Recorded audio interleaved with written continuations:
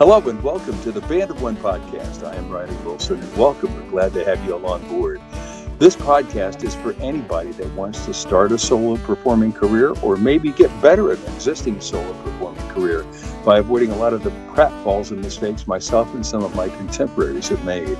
I've got over 50 years of live performance experience and will include not only my experiences, but also that of other trained professionals who've done that in their neck of the woods. My goal with all of this is to make this actionable and fun and something that will help you to start making more money right away. I hope that if you like the podcast, you'll share it and be sure to hit the subscribe button. Let's get busy.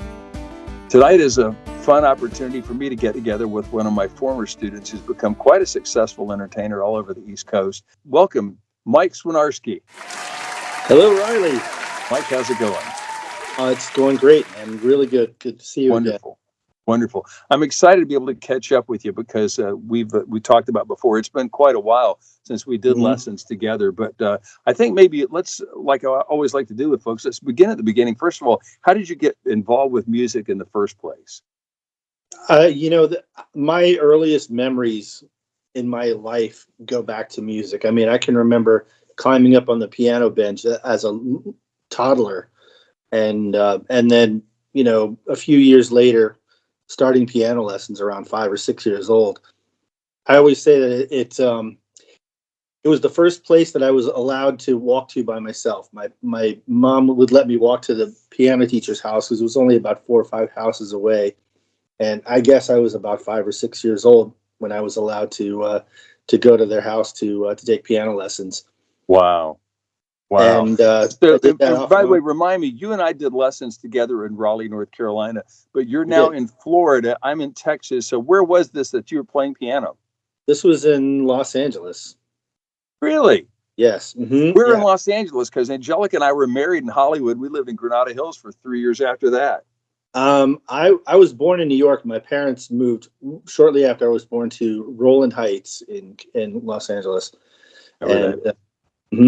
And we lived there till I guess I was about 8 or so, and then we moved to Raleigh from there. And I lived in Raleigh until I guess I was about 25, and then I moved back to New York City. Interesting.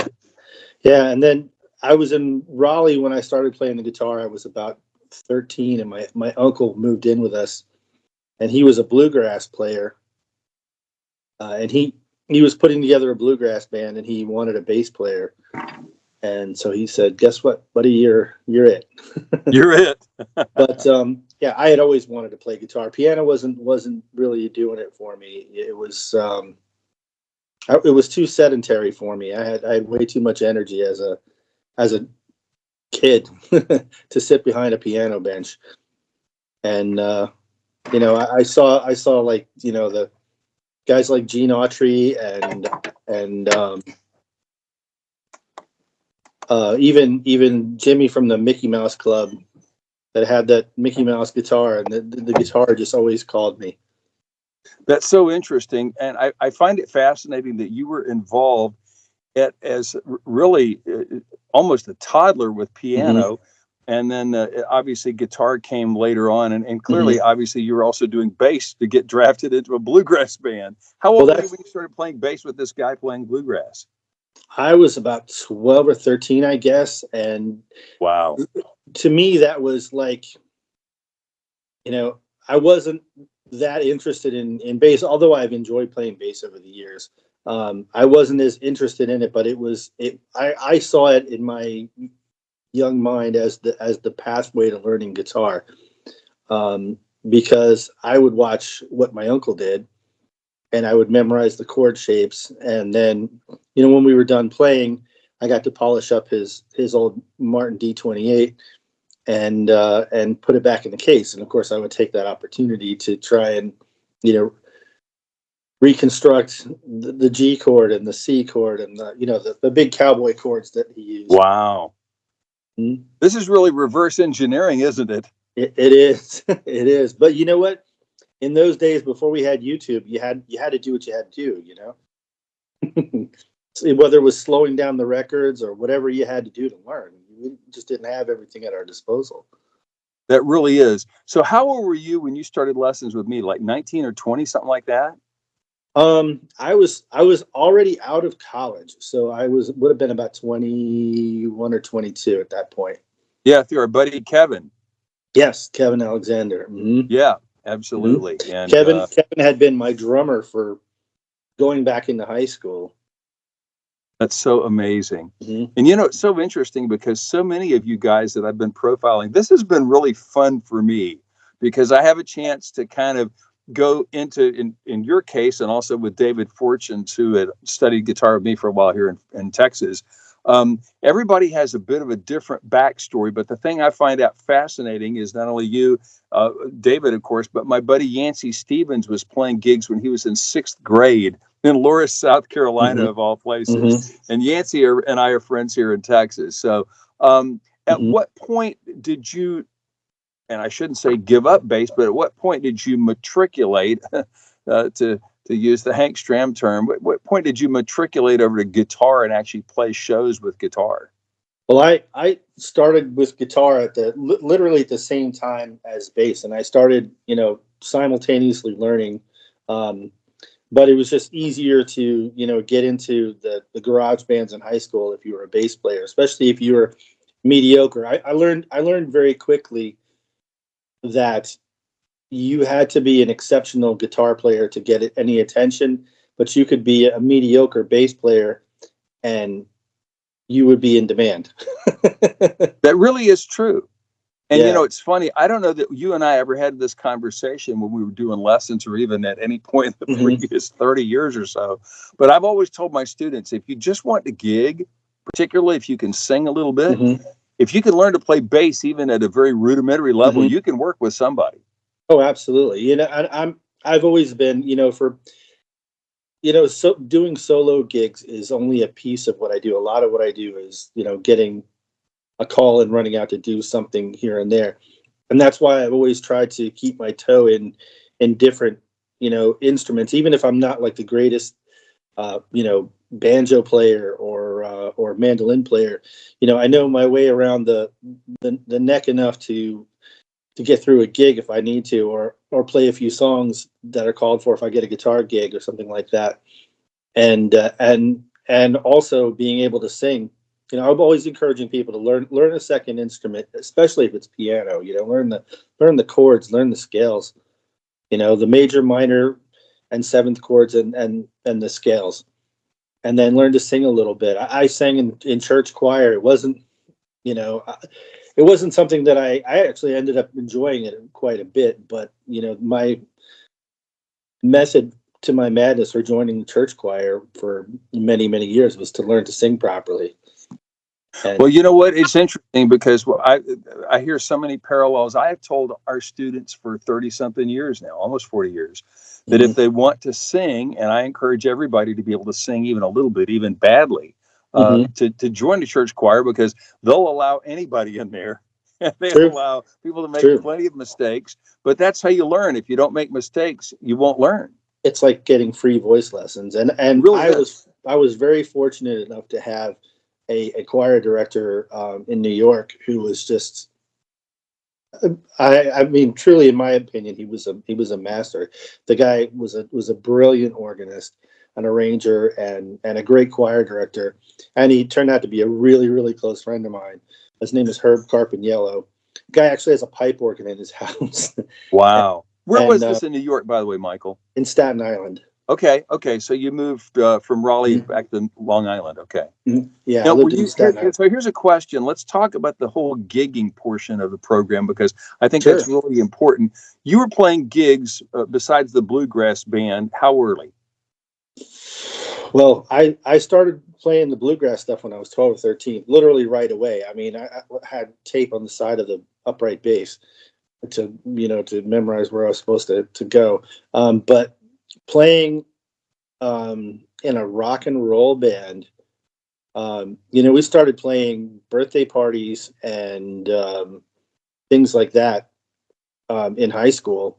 In 11th and 12th grade, we were playing Sweet 16 birthday parties and church dances and We played it. We played a couple of dances at my younger sister's junior high school. She went to Daniels Junior High Yeah. in The Raleigh, North Hills. Yeah. and we played a couple of things there. Just anywhere we could get somebody to let us, make some noise. We played at the Berkeley Cafe when we were in college, and Yeah. we played at Susie's Treehouse down in Greenville in college. Like I said, just anywhere we could get somebody to listen to us. And I had for most of that time I was in a trio with Kevin on the drums, and a gentleman who's to this day literally my brother from another mother. We've known each other since we were 8 years old, and that's his name is Drew Badger, and he's a great bass player. And we had other guys in the band here and there. We had singers, and singers failed us, and that's how we decided, okay, it's time for us to sing.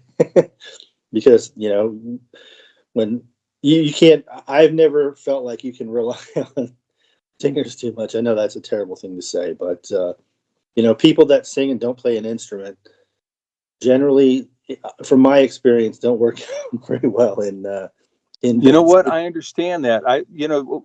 A phrase I learned many, many, many years ago: "If it is to be, it's up to me." Mm-hmm. And I think that certainly has bode well. One of the things that I wanted to circle back around is that you said, and I know you play besides guitar and bass and some keys, you play banjo and mandolin.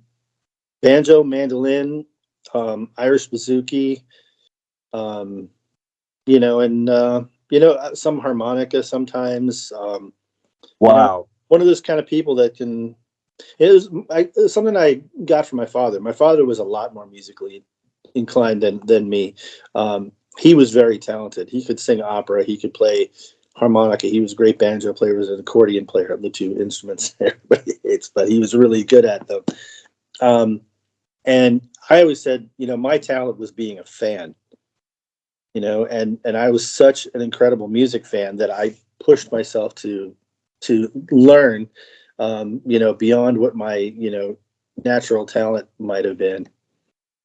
But Um, Michael, let's not forget something important, and that is you put in a lot of hard work, my friend. oh, absolutely, absolutely, And in hours and hours. fact, I would argue that probably you work as hard at it now as you ever have. Would that be correct? Oh, absolutely, absolutely. I am gigging now probably more than I have in a very, very, very long time. I'm fortunate enough to have a schedule with my other career that allows me to gig most weekends. And if I try to get something going several times, a week if I can. If not, at least once a week. Um, I'll play a solo gig, acoustic solo gig. I'll play with the band. I'm in a local party band that has a pretty good following around here. Um, I also do, and I'm sort of, I don't want to say well known, but have a reputation for being pretty good at playing Irish folk music around the Orlando area here. And if need be, I have a band that I call in, to back me up for that. And I even play German music in a beer garden in Kissimmee. Wow. Yeah. So whatever I get called to do, my heritage is German Swiss, and my dad played on German folk songs on the accordion. So that was really, my entry into music was listening to him play. So That's really interesting. In fact, my wife Angelica, her father was full blown German, and her mother was Mexican Italian. And so when we got married, I was exposed to a lot of things culturally that oh I yeah. wasn't exposed to before. Hmm. And I had an opportunity in fact, it's going back literally 40 years. Right, this would have been December '83. I got to play in a place called Alpine Village in Los Angeles. It's in Hmm. Torrance, California, and it's basically a strip mall that's all German stores, German restaurants, Hmm. everything. And so I had a crash course in learning how to play oompa music. That was a lot of fun. Yeah, it is. It is a lot of fun. It's not aside from the language, it's not that much of a far cry from playing country. You're right. Yes. So it's a pretty simple kind of learning curve there, but the language is it's hard to sing. But Do you I sing really it as well? some limited amount. Are you doing You it know, phonetically, or did your parents speak it at home? my father spoke German. I'm learning German. I have a pretty decent vocabulary, and I'm actually taking lessons now to learn, to speak fluent German. Because I work in the German beer garden at Epcot, so I'm constantly surrounded by German speaking. That's right. The German community, Germans that move to the United States move to one or two places. They either go to Florida or they go to Southern California. They Yeah. have had it with cold weather and Mm. snow. Or I guess Helen, Georgia too is another. Yes, yes, yes. And there's a community just north of San Antonio called New Braunfels, which has had a lot of Germans, Yeah, Fredericksburg and places like that. So there are places in South Central Texas as I well. understand they still speak German as a first language with a southern drawl. So let me. So you mentioned about playing gigs in college, and after college, you were in Raleigh for a while, but you ended up back in New York. Now, were Yeah, you I went gigging back to New York. and you I witnessed? was focusing mainly on my regular career in the bank. I worked as a banker for many years. Okay. But something happened in 2001 that kind of woke me up to the fact that life is fragile. 2000, Yes. yeah, life is fragile, and you know you need to get out and do this, and truly it was 9/11. I was in New York City on that day, and I lived through it. And after that, I decided, I was going to get out and start gigging again, and I started playing bass again, and that was my foray back into it.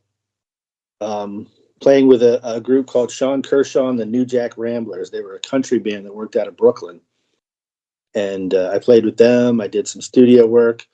Um, Basically whatever I could get into. Tried starting a bunch of bands. Um, Ended up years later down here in Florida, and it's since I've been here, it's been all go. Well, let me ask about that question because a lot of our listeners, obviously, we've got people that listen from all over the world as well as all over North America. Mhm. New York is obviously a huge market. Texas is a big market. California, West Coast, big market. But Florida, because you guys are basically a tourist attraction Mhm. 365. What was it like? Did you find that there was more work in Florida, or just different kinds of work, or would it compare to working in New York or even North Carolina for that matter? Literally from the moment my boots hit the floor in Florida, I realized that there's live music everywhere. You could make a very decent living out of playing music full time here in Central Florida, especially in the Orlando area, because there's so much. We have the snowbirds that come in from all over the place. Um, there are loads of most restaurants have either open mic nights or somebody playing solo or even a band. Um, and it was not hard to get gigs. COVID kind of kicked it in the pants a little bit and set things backward, but it came back strong, very shortly after that. And I was still working with bands predominantly. I hadn't, kind of gone solo yet, and that was kind of inspired by something else that happened. I had put together a band with some guys that I had teamed up with. I thought this was going to be the band of my life, like it was great. And for whatever reason, putting a band together and getting started is the hardest thing. Once you get your momentum going, it's not that bad, but getting it started is hard. And it, like a lot of times, it just fell apart. Some people lost interest, and then I found out that they were doing gigs without me, and I was absolutely devastated, and I didn't know what to do. Wow. And somebody suggested, "Why don't you just go solo? Get your acoustic guitar and get out and start playing." And I thought about it. I was really kind of scared to do that because nobody up there with you, nobody to have your back. You're all alone. But I was sort of inspired by a friend of mine from Raleigh who really got out and started playing when she was only just learning how to play her instrument. Just wanted to gig so badly that she, you know, practically learned a few chords on the guitar and got out and played in open mics and farmers market and wherever. So I said, if she can do it, so can I. And I started booking gigs. I started playing with tracks, or just solo acoustic guitar, and things just started happening. The more I That's got really out, cool. the more I That's got out, the really cool. more So I just sort of drummed up interest everywhere, just by being out there all the time. let's talk about the first couple of solo gigs you did by yourself. I know you'd been playing in bands again since before you were a Hmm. preteen, technically. Uh, did you have some nerves or some trepidation that first couple of Oh, absolutely. out And gigs? um, I will say that the acoustic gigs were pretty daunting, but I had been playing acoustic guitar for so long, and I started playing in a neighborhood restaurant right here where I live, and I knew the people there, I knew the owners, and just it sort of took the edge off. But then I got a job as a regular entertainer out in a place out in St. Cloud, and the guy was very adamant that he wanted tracks, and I had never in my life played with tracks before. And the idea of it scared me to pieces because, when you play with tracks, you're sort of, um, you're at their mercy. So you really got to know what you're doing, because if you mess up, it's pretty obvious that you know, That's true. and so that in itself was terrifying to me. But I started doing it quite a bit out there, and next thing I knew, I had a little following out there in St. Cloud, and I would. One of the things that I did was I always brought a guest mic with me, and bring a crappy old, you know, like my most beat up SM58, and put it on a stand beside me, and I would pull people up to sing with me. And I had all these tracks, and it was like, okay, do you know this song? Yeah, I know. Okay, cool. You're gonna do it with me, and that kind of helped the nerves go away. And I still do that. I played a solo acoustic gig this past Friday night at Friar Tuck's, the Friar Tuck, which is a British bar here. There's a lot of British bars in Central Florida, and I had at least two or three people up on stage with me, um, singing from time to time, and it was fun. That's brilliant. That's a marvelous idea. Hmm. Yeah, and it gets people involved. They like it. It's almost like a live karaoke, and Let me ask you. Let me ask you a question along those lines. You're playing all these places. You're playing German places. You've got Irish. You got all this. Do you have a different group of tunes that you play for a British crowd, or do you just play the same kinds of things and the Brits love it, or how does that work? well, in the English bars, the only thing that I have to do is like I said, I play a lot of Irish music, so I have to watch, like, some of them I can't play because they tend to slag on the Brits a little bit. So I got to watch the Irish tunes that I play, so that if I'm playing in a British place, that I'm not slagging on the Queen or something, because they get a little, I get the hairy eyeball if I do that. That's fun. That's funny. Yeah, yeah, but they're pretty forgiving, and they like me. Like I said, this place is kind of it's very familiar. It's in my neighborhood, and I pop in there for fish and chips quite often. So Cool. So how did you develop it? Let me ask you a question. How many songs do you know or perform just as, let's just take as a solo? Well, I try to prepare for whatever gig. I use a set list on my iPad. I try to prepare um, about 30 songs for a 3-hour gig. Okay. Odds are I'm not going to get through all 30. You know, a 3-hour gig is typically going to be, 3 50-minute sets. I'm not usually going to get through all 30, but at least I know that I won't run out. And there's also, somebody says, "Oh, can you play this Jimmy Buffett song or something?" And so you throw that out there. But I try to do that and prep at least that much. And then I have a timer on my set list on the iPad, Interesting. so I can kind of gauge how much time I have if I'm running short, if I need to double back to the second verse and play it again or whatever. Not that I'm trying to stretch things out, but I also want to make sure people are engaged. It's one of the reasons why I like playing with a live band too instead of tracks, because we did this the other night on our New Year's Eve gig. People got up and they were dancing, and we're heading towards the end of the song, and I turn around, look at the drummer. I'm like, keep it rolling, buddy. But There's a lot of these tricks. Again, oh yeah, you've been playing professionally, what now? 3 decades, 4 decades? a long time. Yeah, you've been doing this for a while. And the reason I mention that is that all of us, after we've been doing this for a while, you learn tricks of the trade. Hey, they're enjoying this. Let's do that. Let's keep this going. Don't stop it. Somebody just got up to dance, and we can do the first verse again. And that's one of the flexibilities that you have if you don't use tracks. Yeah. Now, let me ask you a question. When you do these non-track gigs, do you use anything else besides just your acoustic guitar and a mic? You use a drum machine or a looper or anything like that? I don't. One of my sort of goals for 24 is to start, messing around with a looper. I know a lot of people do that, and I've done it as a duo with the other guitar player from the party band that I work with, Ryan Villafora. He's a phenomenal guitar player, really good rapper too, by the way.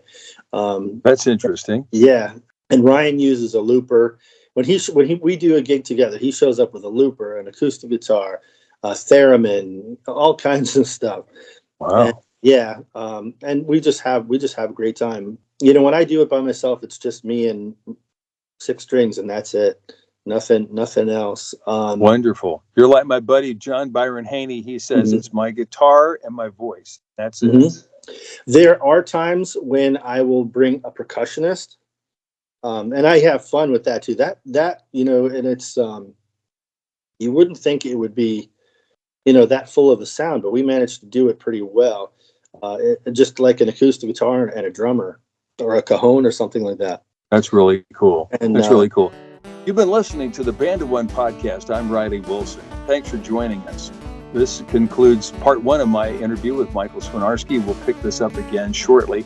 In the meantime, be sure and like and subscribe to the podcast. If you have ideas for future podcasts, get in touch with us at facebook.com/Band of One podcast, or simply email me off my webpage, which is guitarmadesimpler.com. See you next time.